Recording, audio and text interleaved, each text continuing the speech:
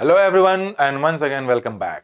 Short stories के based पे English के कॉम्प्रिहेंशन को इम्प्रूव करने की ये हमारी 31st वीडियो है, जिसमें फिर हम लोग बिल्कुल बेसिक से कॉन्सेप्ट्स को सीखने की कोशिश करेंगे। हर एक वर्ड, हर एक फ्रेज के क्या फंक्शंस हैं समझने की हम कोशिश करेंगे। तो अगर आप भी पैसेज कॉम्प्रिहेंशन में अपने आप को थोड़ा वीक समझते हैं तो ये वीडियो आपके लिए है। तो वीडियो को लेकर शुरू से अंत तक जरूर देखें। 10 से 15 मिनट की होने वाली वीडियो है। तो टाइटल है हमारे इस स्टोरी का the monkey and the crocodile. The monkey and the crocodile का मतलब क्या निकला? एक बंदर और एक मगरमच्छ की कहानी है ये। तो एज आई ऑलवेज से कि किसी भी पैसेज या किसी भी सेंटेंस को कॉम्प्रिहेंड अगर करना है तो सबसे पहले you try to find out the subject and the verb in the given sentence.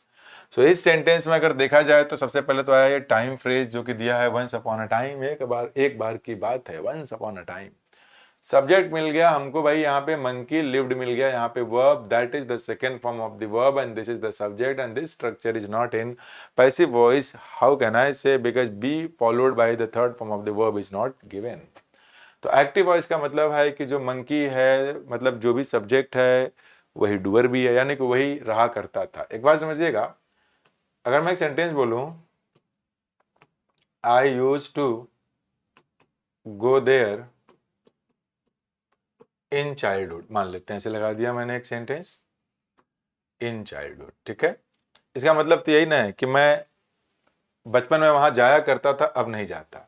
मतलब कोई काम किया करता था, अब नहीं करता। अगर यही वाला सेंस कि पहले किया करता था अब नहीं देता, तो आप डायरेक्ट आप इसे ऐसे भी बना सकते थे, I went there in childhood. और आप चाहें तो आप इसे ऐसे भी बना सकते थे, वुड गो। इसका मतलब भी तीनों का सेम ही है। सेम किस केस में?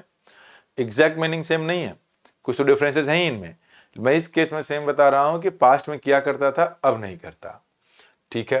तो एक बंदर रहा करता था, कहां रहा करता था? एक आम के पेड़ पर रहा करता था। और वो पेड़ था कहां? Near. Near is a preposition, where? Near a river, a tree near a river. तो वो ट्री, कौन सा ट्री? वो ट्री जो कि रिवर के नियर था। तो बंदर वहां रहा करता था, तो कौन वाले पेड़ पे रहा करता था? वो वाला पेड़ जो नदी के किनारे था।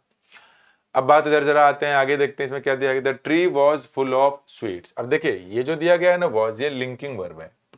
मुझे कैसे पता चला? क्योंकि यहाँ पे एक एडजेक्टिव आया जो कि कॉम्प्लीमेंट है। तो ये सब्जेक्ट है, इसके स्टेट की बात हो रही है कि वो जो पेड़ था वो भरा हुआ था। किस चीज से भरा हुआ था? मीठे, जूसी, रसदार मैंगोज से भरा हुआ था। वन डे, एक दिन की बात है, came is the verb, second form of the verb and the verb is written in active voice. ये दिया गया है सब्जेक्ट। वो क्रोकोडाइल वहां आया, कोई एक मगरमच्छ आया। कहाँ आया? To the river bank. River bank का मतलब नदी के किनारे। टू ही क्यों यूज किया गया? Because two is the preposition of destination. तो क्रोकोडाइल जहां गया ना, that is the destination point. तो इसके लिए टू प्रेपोजिशन लगाया गया। और ये जो है ना पूरा का पूरा एक फ्रेज है। तो कहाँ का आंसर मिल रहा है ना? तो ये एडवर्ब ऑफ प्लेस है। तो ये कहाँ का आंसर दे रहा है? तो एडवर्ब बना, और एडवर्ब में भी वेयर का आंसर है, तो एडवर्ब ऑफ प्लेस हो गया। द काइंड मंकी, ये द लगा है मंकी के लिए। क्यों द लगा? क्योंकि इस मंकी के बारे में यहाँ पहले बात हो चुकी है। दोबारा बताने पे अब ये क्या बन गया? Known to both speaker and listener, इसलिए आर्टिकल द का यूज में रहेगा। तो मंकी कैसा था? What kind of monkey? Kind monkey, दयालु। अब ये पूरा का पूरा नाउन फ्रेज बना जो कि सब्जेक्ट है। Offered is the verb in the given sentence, active voice का वर्ब है। क्यों एक्टिव वॉइस का वर्ब है? पहले ही बता चुका हूं। पैसिव वॉइस नहीं है। कैसे पहचाना? क्योंकि बी प्लस थर्ड फॉर्म नहीं है। जो ये ऑफर है somebody something, ये एक डाइट्रांजिटिव वर्ब है। ऐसे teach somebody something, give somebody something, buy somebody something, ask somebody something, ये सारे के सारे जो हैं डाइट्रांजिटिव वर्ब्स हैं। डाइट्रांजिटिव वर्ब्स का मतलब एक ऐसा वर्ब जिसके दो दो ऑब्जेक्ट्स हों। दो दो ऑब्जेक्ट मतलब whom, किसको दिया और क्या दिया, यानी कि what एंड whom दोनों के आंसर्स जिस भी वर्ब में मौजूद है उसे डाइट्रांजिटिव वर्ब कहते हैं। देखिए डाइट्रांजिटिव वर्ब, वो दयालु मंकी ने ऑफर किया, दिया। क्या दिया उसको?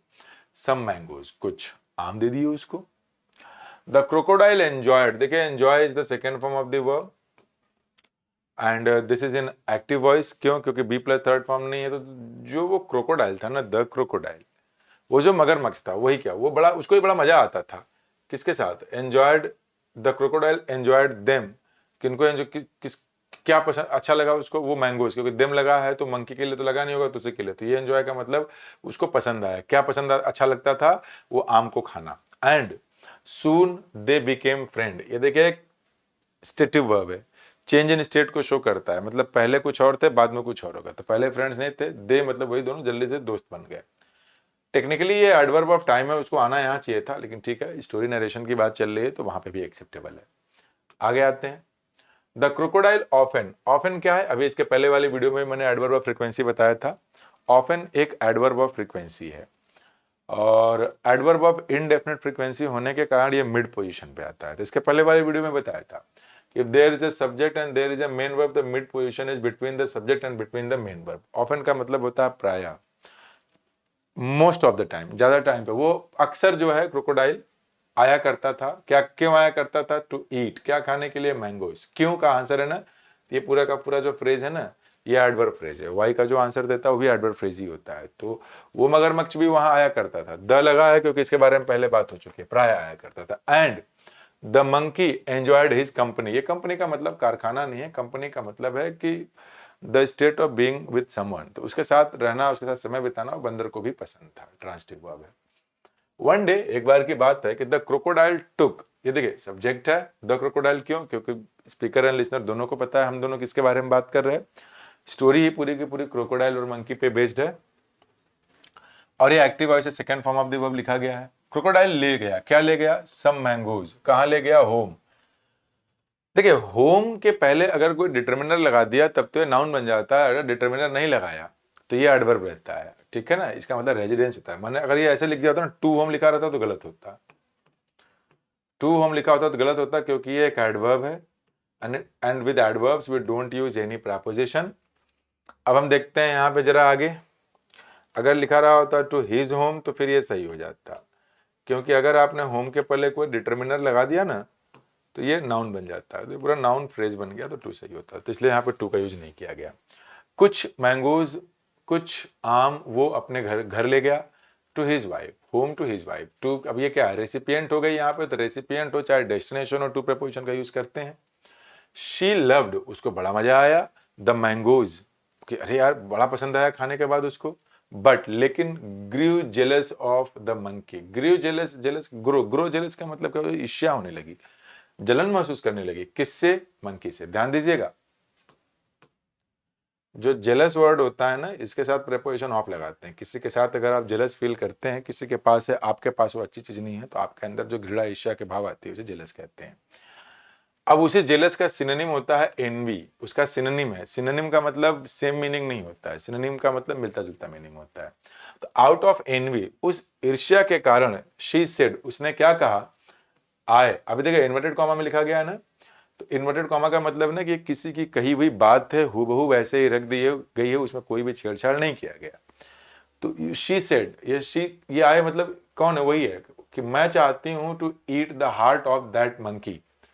मैं चाहती हूं, तो मैं क्या चाहती हूं, खाना, तो क्या खाना, दिल, तो किसका दिल, उस मंकी का। हु बन गया है अब यहाँ पे एक रिलेटिव प्रोनाउन, रिलेटिव प्रोनाउन से पूरा का पूरा बन गया यहाँ पर आपका रिलेटिव क्लॉज। रिलेटिव क्लॉजेस क्या होते हैं, आपके एडजेक्टिव क्लॉजेस होते हैं। एडजेक्टिव क्लॉज है तो इसी नाउन को जो है कि डिस्क्राइब कर रहा है। उस बंदर के दिल को खाना चाहती हूँ, who gives you such sweet fruit, जो तुम्हें इतना मीठा फल देता है। अब the crocodile was shocked, crocodile सकपका गया, अरे ये क्या बोल रही है, दिल। क्रोकोडाइल वॉज शॉक्ड, घबरा गया, लेकिन कुडंट रिफ्यूज, लेकिन बेचारा मना नहीं कर पाया। किसको मना नहीं कर पाया, हिज वाइफ को। देखिए refuse is a transitive verb, तो इसलिए इसके तुरंत बाद इसका ऑब्जेक्ट लगा दिया गया, ये ध्यान दीजिएगा। ही इनवाइटेड द मंकी, वो ही कौन, वो क्रोकोडाइल। इनवाइट किया किसको, मंकी, ये भी ट्रांसिटिव वर्ब है। ट्रांसिटिव वर्ब के बाद ना, अगर transitive verb is written in active voice, तो उसके बाद नाउन और प्रोनाउन इज कंपल्सरी, वो लगाना ही पड़ता है। बुलाया, कहां पे बुलाया, टू हिज होम। देखिए मैंने बताया था ना, होम, यहाँ पर डिटर्मिनर आ गया तो टू प्रीपोजिशन आ गया। As they were crossing the river, as जब वो क्रॉस कर रहे थे, वे दोनों लोग, पीठ पे बैठा लिया होगा अपने बंदर को, अपने पीठ पर, क्रोकोडाइल ने। जब वो रिवर को क्रॉस कर रहे थे, उसी वक्त हुआ क्या कि the crocodile told the truth, जो क्रोकोडाइल है वो सच्चाई बता दिया, कह रहे तुमको पता है, सॉरी दोस्त, क्योंकि पानी में आ गया तो कूद के तो भाग नहीं पाएगा बंदर। मेरी वाइफ चाहती है कि वो तुम्हारा दिल जो है, कि तुम्हारा दिल ऐसा फाड़ करके अंदर जो गुदा है सब खा जाए। द क्लेवर मंकी, जो चालाक बंदर था, क्विकली सेड, तुरंत कहा, यह एडवर्ब है, क्या कहा, ओह ओ माई गॉड, ऐसा क्या, आई लेफ्ट माई हार्ट, मैंने तो अपना दिल ऑन द ट्री, पेड़ पे ही छोड़ दिया है, पहले बताए होते यार, उसको भी लेकर के आता मैं, वो तो और मीठा है। Let's go back and get it, चलो वापस चलते हैं। ये लेट्स का मतलब है लेटस, इसी को ना शॉर्ट फॉर्म में ऐसे भी लिखते हैं, लेट्स एंड गेट इट, और उसको लेकर के आते हैं। आगे, द फुलिश क्रोकोडाइल, और जो लल्लू क्रोकोडाइल था, फुलिश मतलब लल्लू, बेवकूफ, वो जो मूर्ख मगरमच्छ था, टर्न अराउंड, वो वापस, टर्न अराउंड का मतलब कि मैं ऐसे खड़ा हूं ना, टर्न अराउंड, ऐसे घूम जाना तुरंत, तो ऐसे पूरा घूम गया वापस, उसे यू टर्न ले लिया तुरंत।